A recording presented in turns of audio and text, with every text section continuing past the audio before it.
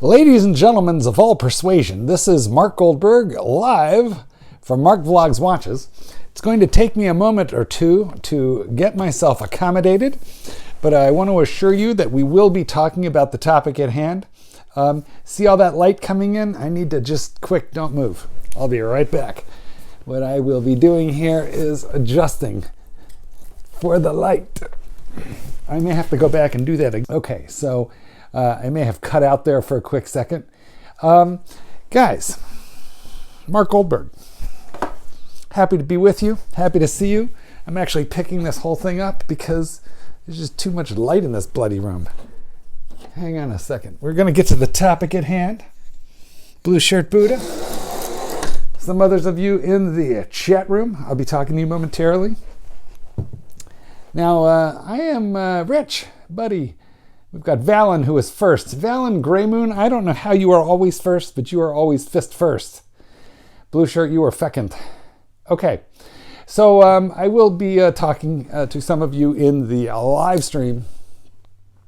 And Dan, can fisters join you guys in Chicago? I don't make the rules.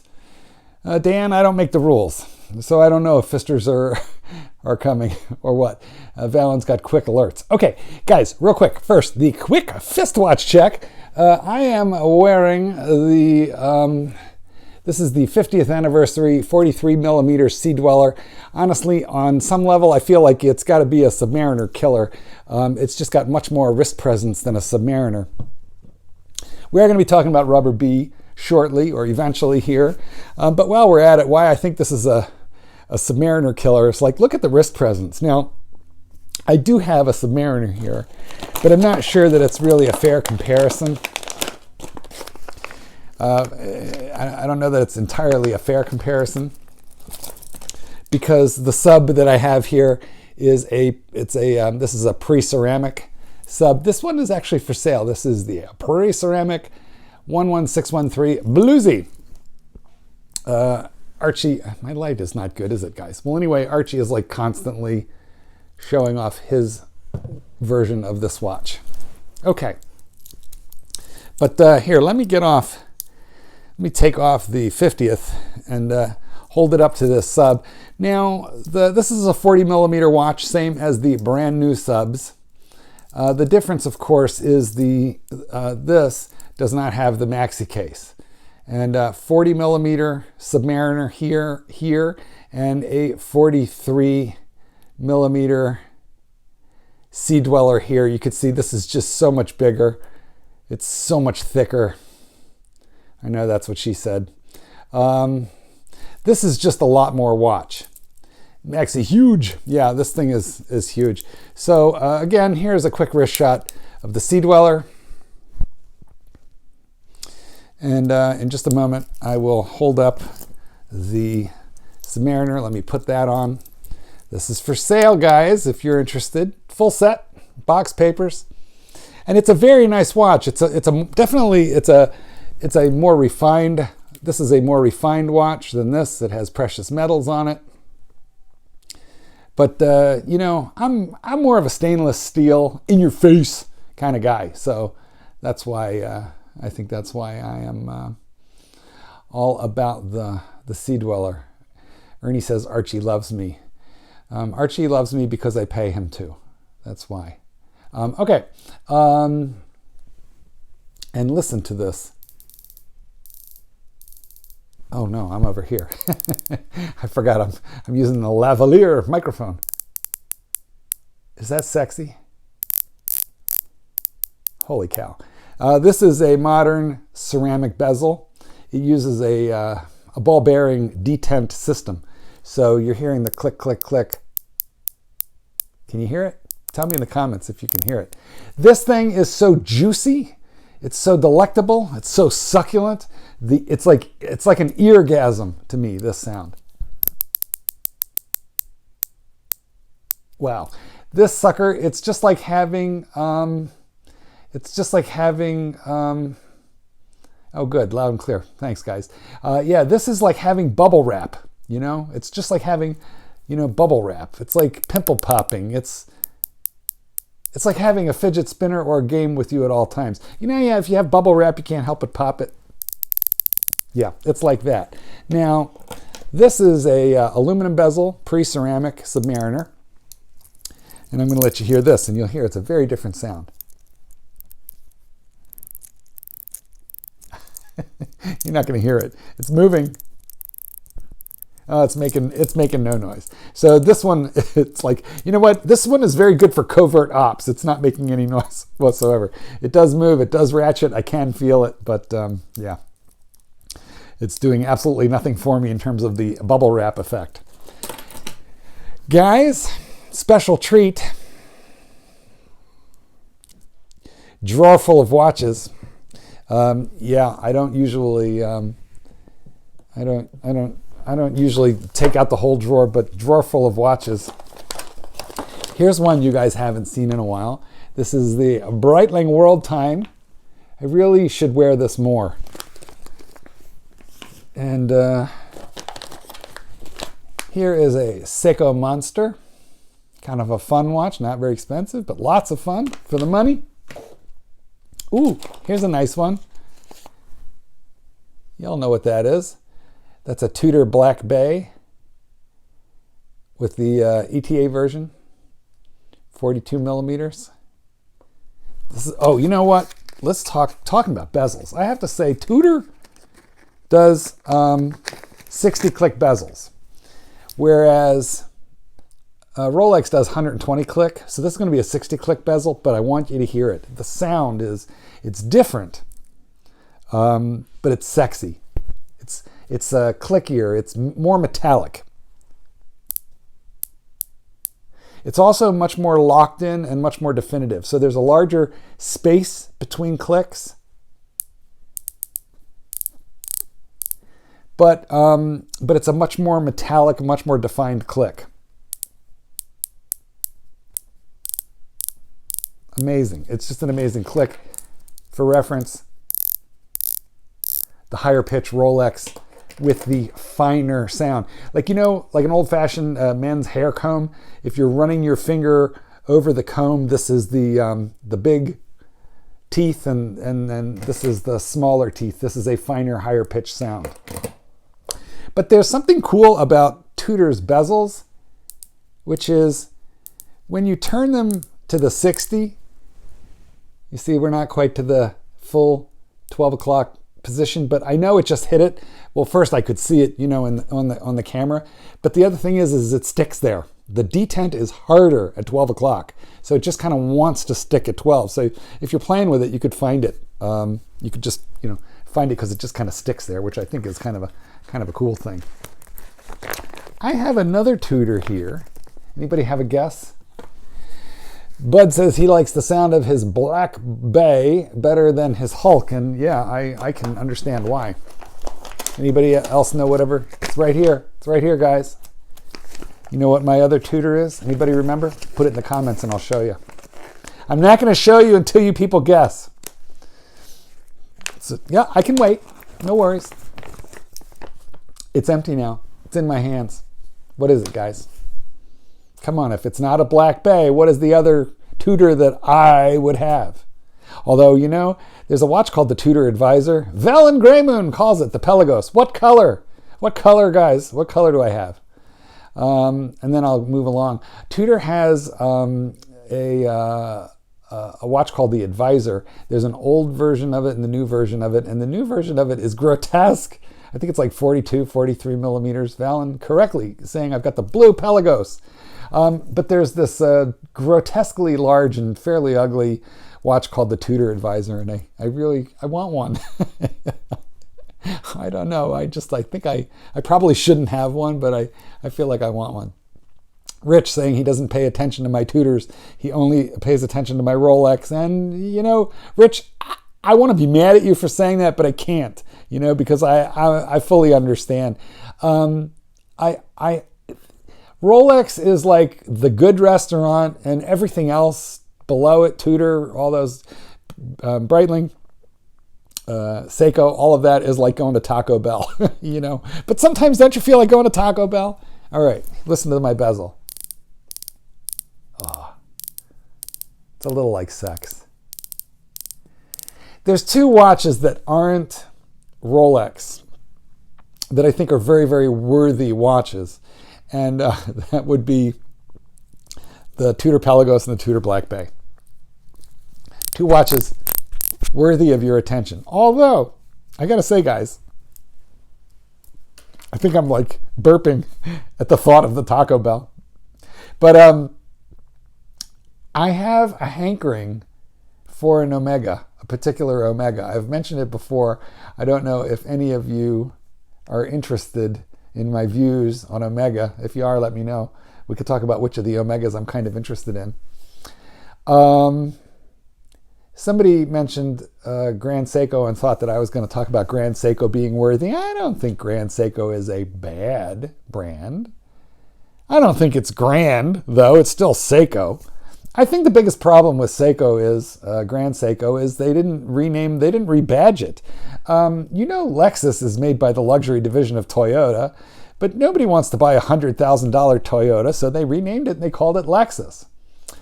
Mark, I was thinking about getting my 7-year a left-handed Tudor because he's left-handed and hold it for him till he's 18. Nah, don't do it. We'll go up in value.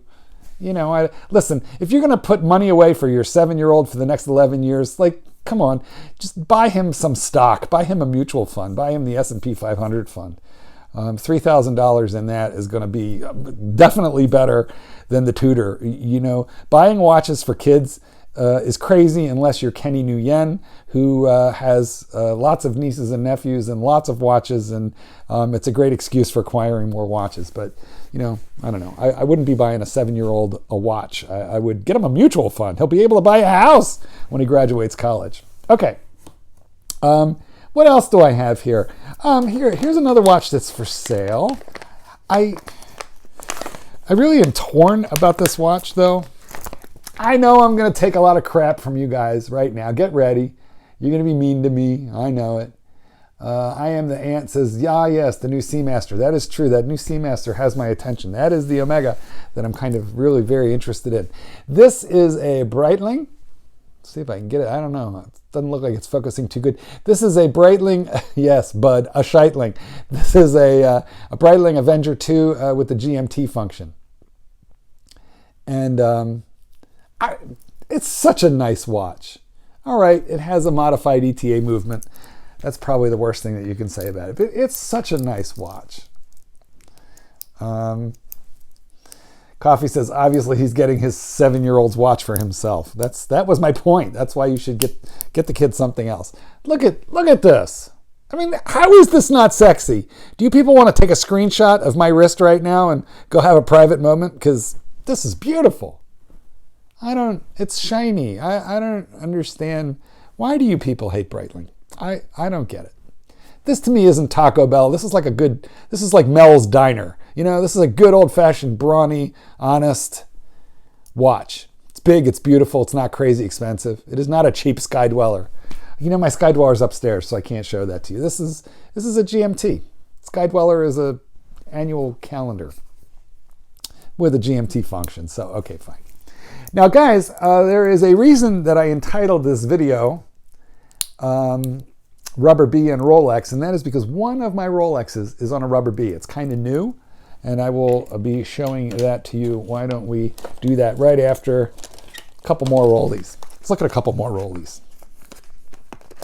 The watch that I am about to put on right now is not a Submariner. It's not, but it's the closest Rolex I have to the current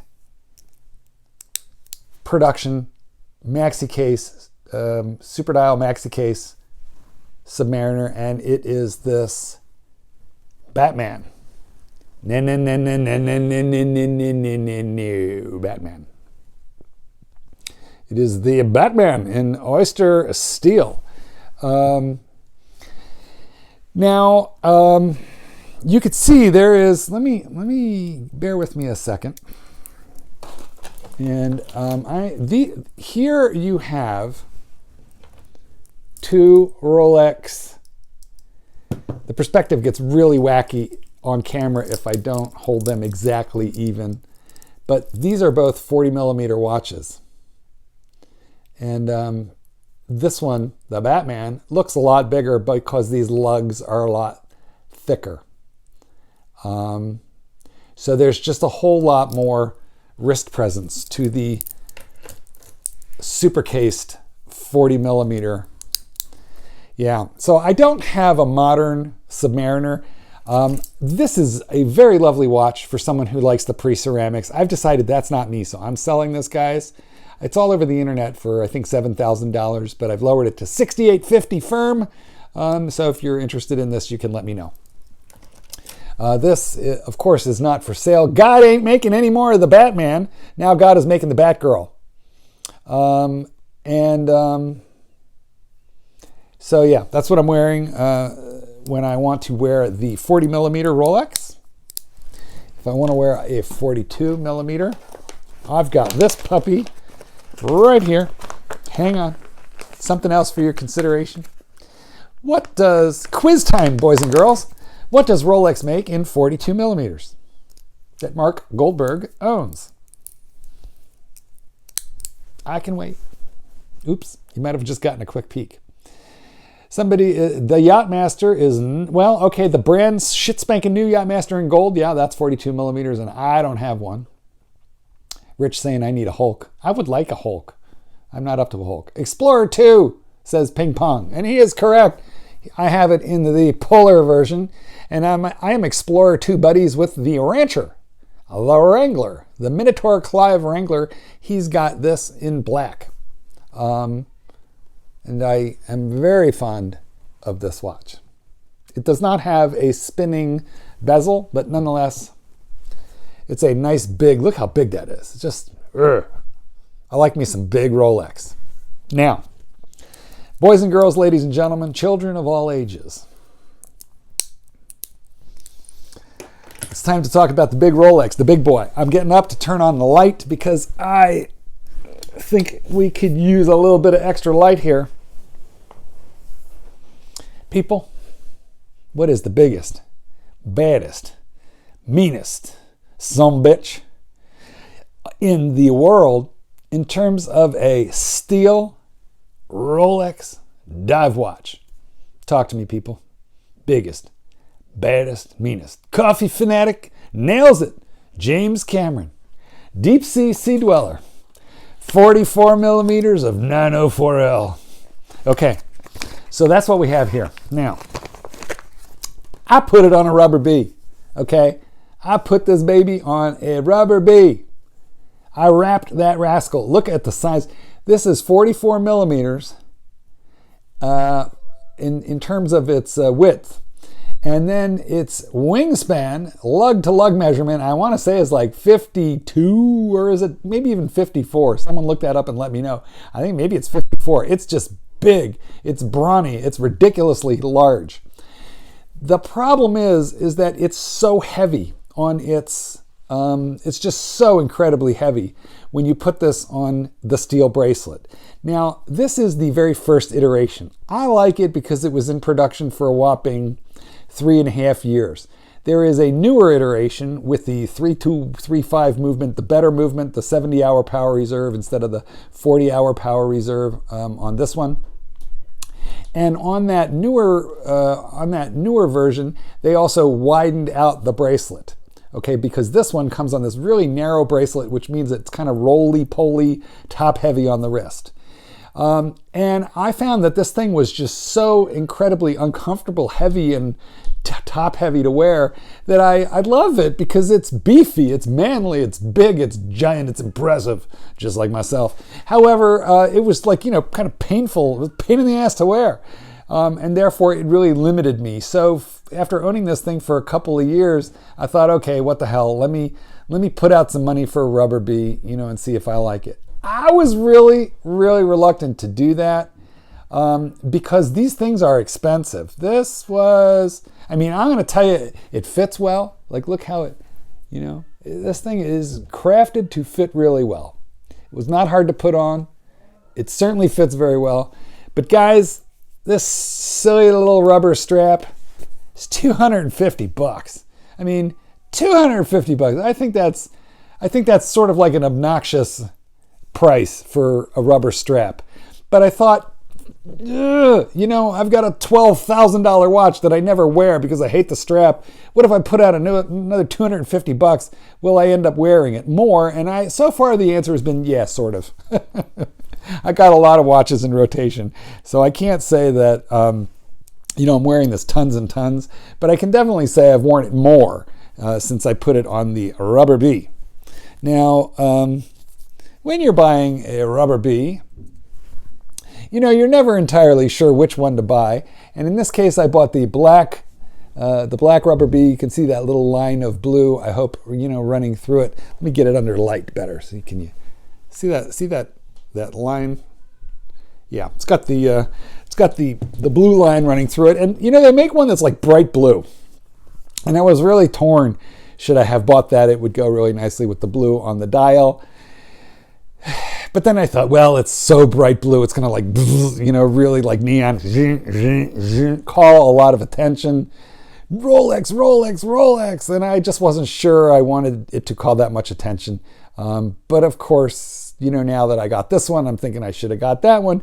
I guarantee if I would have bought the bright blue one, I'd be like, you know, pissing and moaning that I should have bought this. So I'm, you know, I'm happy that I got something that's kind of relatively relaxed. This is wider. Okay, this is definitely a couple of millimeters wider, especially down in this area of my wrist. It's a couple millimeters wider than the stainless steel. Now, somewhere here on this table, I have put down, I'm gonna find it, don't worry, here it is. This is the 50th anniversary Sea Dweller. And you can see that although this is a tapering oyster steel bracelet, it doesn't taper. It tapers from pretty wide, like 22 down to 20. I think the, you know, the big boy, its original bracelet, which of course I still have, tapers down from like 20 to 18, or goes down to way too skinny. It's like wearing it's like wearing this giant heavy watch on a piece of spaghetti. So Coffee would like me to sell him my Sea Dweller now. Get your own. You know, get your own. But look how big these boys are. Like, these things are just pretty. So, okay, well, here's my conundrum, I guess. So you know, I would not in general recommend an Everest, a Rubber B, or any form of rubber on a Rolex, because Rolex steel, here it is in all brushed on a tool watch. Here are those polished center links that everybody likes to bag on. Whether you prefer polished center links or whether you prefer brushed steel, Rolex makes just such terrific oyster bracelets. I just absolutely love them. Rolex makes such nice steel bracelets that it's almost criminal to take them off and put on rubber, with one exception in my world, in my life.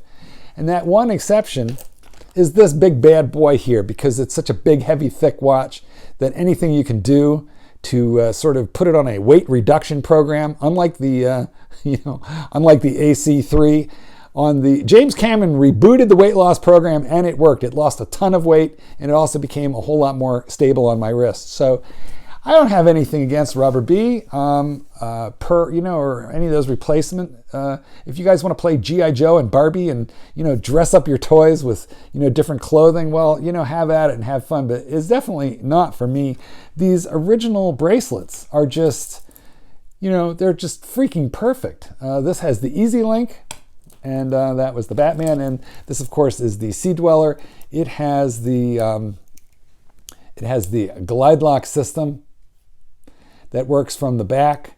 Now the James Cameron has a, although I didn't like its oyster steel bracelet because it was too narrow and too heavy and lots of problems, the one good thing about it was its glide lock opens on the outside. So the deep sea, you actually have to remove it from the wrist in order to change the size of it. Whereas when this is on its steel bracelet, you can leave it on your wrist and kind of adapt and change and play with the size while it's on the wrist. And I think that's genius. That's actually way better than this. People love that glide lock clasp on their Submariners and their Rolex dive watches. I think it's nice, but very, very few people have played with the glide lock version on a deep sea sea dweller. And if you have ever touched that, you are going to like it way better than on the Submariner. Well, guys, I'm going to wrap it up here and tell you that if you've got a James Cameron or a deep sea sea dweller, rubber is good. Maybe if you have a small wrist and you want to reduce weight on a 50th anniversary 43 millimeter sea dweller, rubber be okay there too. Otherwise, don't do it. You know, I see people putting the Batman on blue rubber B just just to dress it up a little. I wouldn't do that. This is perfect. But I'll scratch it up and then it won't be worth anything. And, they can always restore it for you. And you can't believe how much repair you can do on this with a scrubby on the brush side and a Cape Cod cloth in the middle. And I have videos on how to do that. You can go back and look them up. Easy peasy, easy stuff to do. So this watch weighs 189 grams. Now I have a beautiful 7¼ inch wrist. So it's not real small. This is sized for me, and this puppy weighs 189 grams. This thing weighed over 200, and that was just too much. 189 grams is fine for me. It doesn't feel, it's meaty, it's beefy, it's thick. She likes it, okay, but nobody's gonna, I don't complain that I can't lift the wrist. I just had too much problems with this one. So I feel like I'm a whole lot more likely to wear it.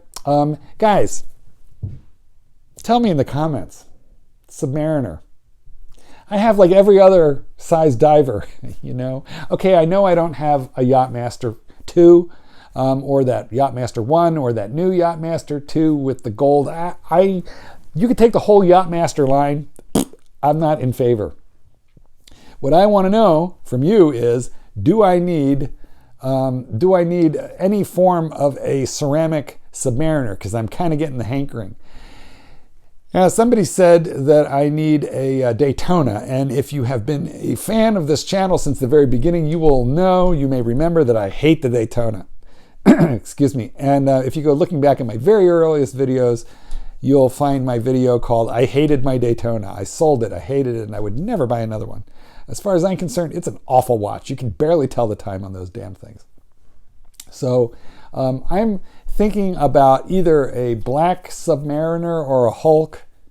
I think probably the black Submariner. I think that's what I want. Well, guys, thank you for spending this 27 minutes and 31 seconds with me. I really appreciate your time. I am working hard to be one of your favorite watch YouTube gurus. So please do me a favor, like, subscribe. If you've joined us now and you'd like to do this again with me, hit the subscribe and the bell. We will do it again. For those of you in the peanut gallery, thank you for having been me. Remember, Rubber B, wrap that rascal. Only if it's too big, thick, and heavy to wear on steel. All right, this is Goldberg. I'm going to peace out. But first, I got to find a little goodbye button. I think it's right here.